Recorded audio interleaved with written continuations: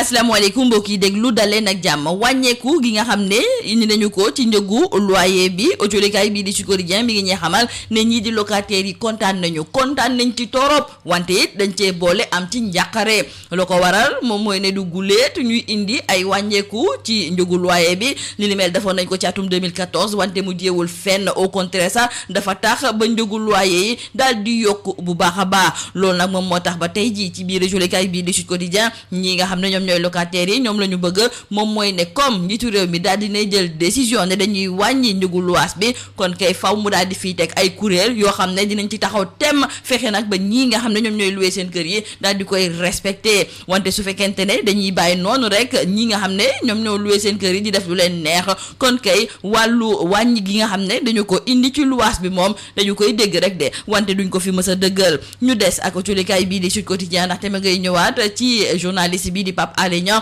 mi nga xam ne dañu koo teg loxo mbooloom ëttub tasub xibaar tey ji la ñu bëgg moom mooy ñu daal di koy bàyyi ci nu mu gën a gaawee coordination des associations de presse autolikaay bii di Sud Quotidien mi ngi ñuy xamal ne démb ginnaaw seen daje gi ñu doon amal ci la ñu daal di fësale benn déclaration goo xam ne lañ cey wax njiitu réewum Sénégal di Macky Sall moom mooy mu respecter constitution am rawatina nag bépp engagement boo xam ne daf ko jëloon ca bitim réew te ñu jublu ko nag ci wàllu délit de presse mu waroon ko fee neenal Diop dee nañu nag nanguwuñu tey nanguwuñu ëllëg teg loxo gi nga xam ne teg nañu ko loxo kii nga xam ne de moom mooy taskatu xibaar bii di Pape Alé Niang enquête yéeni kaay nañu nag organisation yi nga xam ne ñoom ñoo nekk ci biir CAP di coordination des associations de la presse ñoom daal di nañuy xamle ne la ñu bëgg moom mooy ci ni mu gën a gaawee ñu daal di bàyyee journaliste bi di Pape Alé Niang ñeneen ngi ni tamit daal di taxaw tem ne faw ñu daal di bàyyi ki nga xam ne moom mooy Pape Alé Niang ñu sa njëkk di waa Reporters sans frontières autolikaay bii di l'Indépendant du ñu xamal ne ñoom daal di nañuy naqarlu teg loxo ga ñu teg loxo ki nga xam ne moom mooy Pape Alé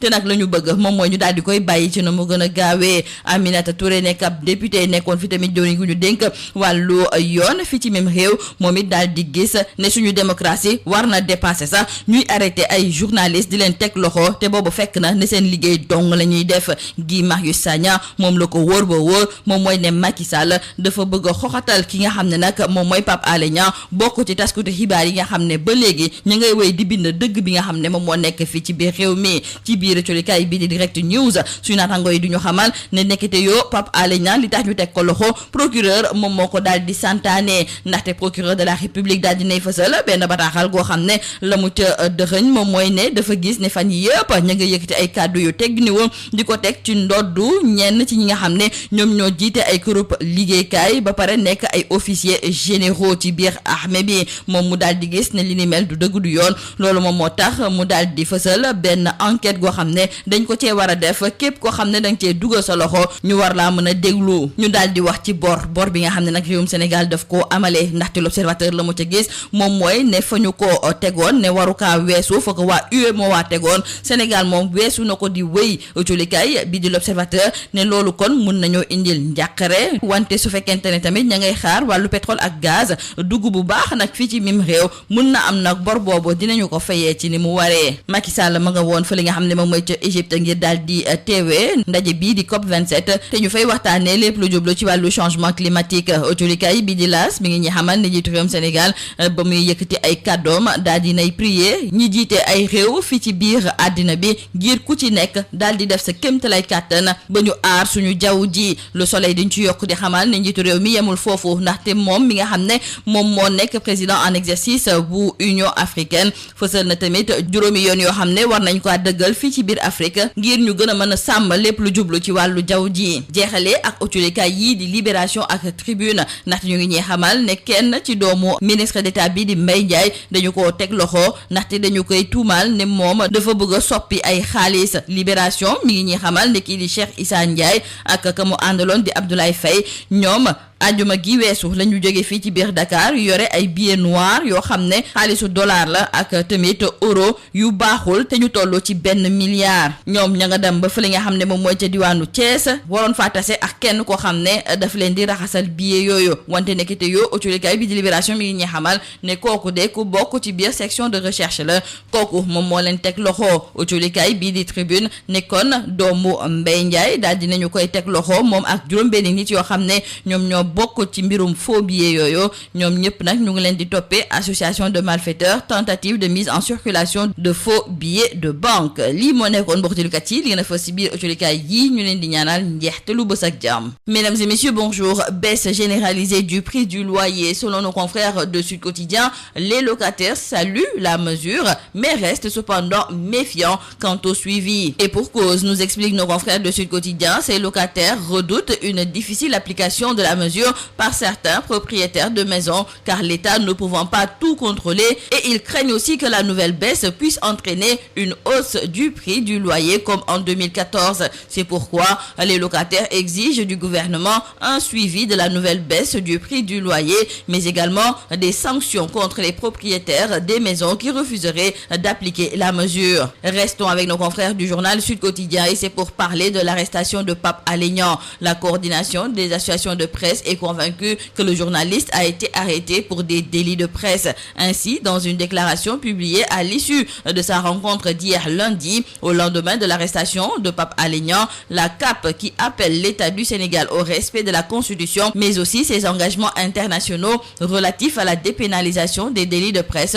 condamne vigoureusement son arrestation et exige sa libération sans condition. Dans le journal Enquête, nos confrères nous parlent de ces organisations de la presse qui font bloc, des organisations réunies autour de la CAP qui demandent la libération immédiate du journaliste. Elles rappellent à l'État le respect de la Constitution, notamment en ses articles 8 et 10 qui garantissent le droit à une information plurielle et à la liberté d'expression. Les soutiens à l'endroit du journaliste Pape Alé Niang fusent de partout dans le journal L'Indépendant. Nos confrères nous parlent de Reporters sans frontières qui appellent au respect de la liberté de la presse et exigent la libération immédiate du journalisme. La députée Aminata Touré, elle, trouve que notre démocratie a dépassé le stade d'arrestation de journalistes dans l'exercice de sa fonction. L'ancienne ministre garde des Sceaux estime que Pape Alé Niang doit être libéré immédiatement. Quant à Guy Marius Sagna, il est convaincu que Macky Sall cherche à briser l'une des rares plumes encore debout. Et justement, concernant toujours l'arrestation de Pape Alé Niang, nos confrères du journal Direct News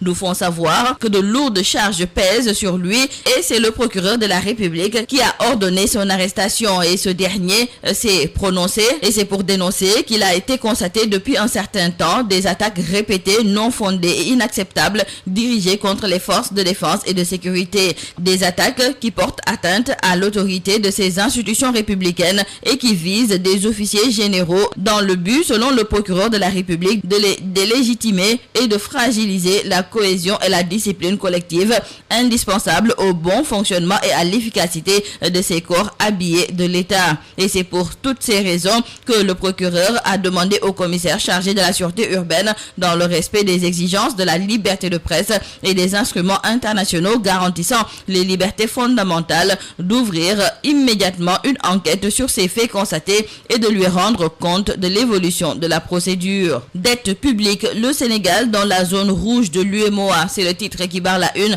du journal L'Observateur. Nos confrères écrivent que le stock total de la dette publique a atteint un nouveau record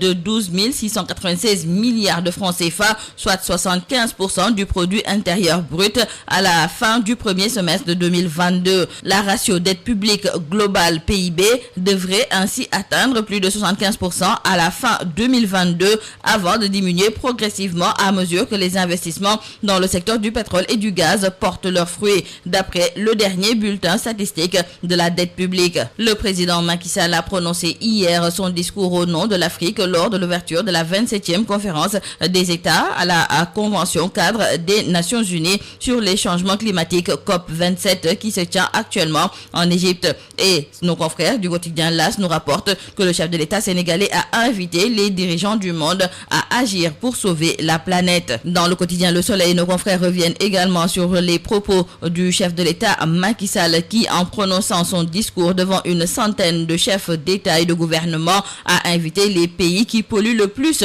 à respecter leurs engagements. Et Macky Sall a décliné les 5 priorités africaines sur la transition énergétique et le financement de l'adaptation au changement climatique. Terminons par cette affaire de faux billets avec nos confrères de Libération et Tribune qui nous font des révélations informations sur ce coup de filet de la section de recherche de Thiès. Nos confrères nous font savoir que c'est le fils du ministre d'État Mbaye Ndiaye qui cherchait à laver des billets noirs et selon Libération, Cheikh Issa Ndiaye et son complice Abdoulaye Faye ont quitté nuitamment Dakar vendredi dernier avec des billets noirs en coupure de dollars et d'euros d'une contre-valeur d'1 milliard de francs CFA. Infiltré par la section de recherche, il croyait rencontrer un laveur de billets noirs à Thiès et le duo a été pris en flagrant délit au quartier Mbour 1. Nos confrères de Tribune nous indiquent aussi que le fils de Mbaye Ndiaye a été arrêté en compagnie de 6 personnes en possession d'1 milliard en faux billets. La bande est poursuivie pour association de malfaiteurs, tentative de mise en circulation de faux billets de banque. C'est tout à vos journaux et très bonne lecture.